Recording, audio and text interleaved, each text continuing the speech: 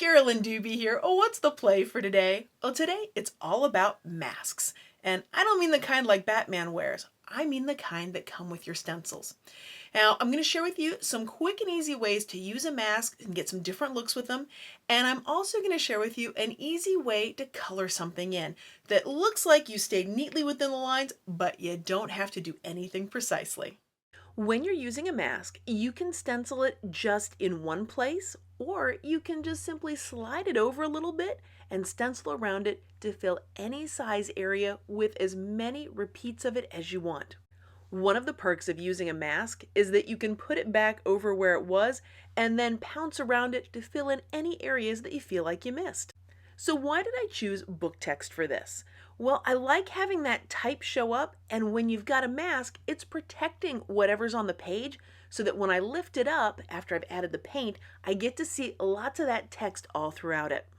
Since this stencil comes with 3 masks, you can use them all on the same page. You can combine them together to get different fun looks. So for this one, I decided to make a great big sort of Seussian stack of these silly guys, one on top of the other. I'm holding the masks in place with my fingers and I'm not using any tape. Not because I'm wise, but because I'm impatient. And you see how that one slipped right there? It'll happen from time to time. But the good thing about masks are, if it slips a little bit, just put it back in place and then hold it in there. There are 2 things that are helping me get nice crisp lines with this. And one is I'm using a thick paint. And the other thing is that I'm going in an up and down motion. So does that mean to use this stencil and mask set that you have to use a heavy body or a thick paint? Absolutely not. You can use any paint that you've got, any kind that you like using. The reason why I choose such a thick one is because I'm impatient. And because of my impatience, I want things to go quickly.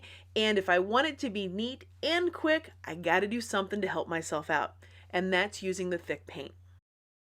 You can also use parts of a mask. So I've got Silas and Sigmund here, and I want to have those 2 large ones facing each other.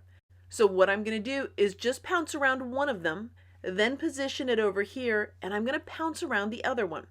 Now, if you're wondering which is Silas and which is Sigmund, well, Silas is on the bottom and Sigmund is on the top.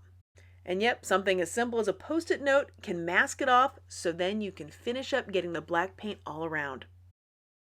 And speaking of getting the black paint all around, let's get this entire page covered in black paint.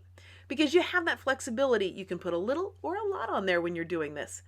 And why am I keeping the mask on there the whole time? I mean, after all, once I'm putting the paint on the other side of the page, there's no reason for me to have to keep the mask there, right? Except that it gives me a great place to hold my fingers there to keep the paper in place and not have any fingerprints show up. An easy way to get these colored in so that they're bright and vibrant and fun is by adding watercolors to them. Now I like using the aqua ink from Marabou. It's a watercolor ink, really super vibrant, and it lets me paint right in there the colors that I want. Now you might think, wow, she's just doing such a great job staying in those lines. Not really, but guess what? It's not going to show, so it doesn't matter. I don't have to be precise at all.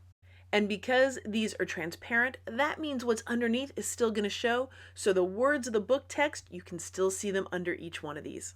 Well, get ready for a little tongue twister here because you can get the silly Silas and Sigmund stencil set from StencilGirl Products.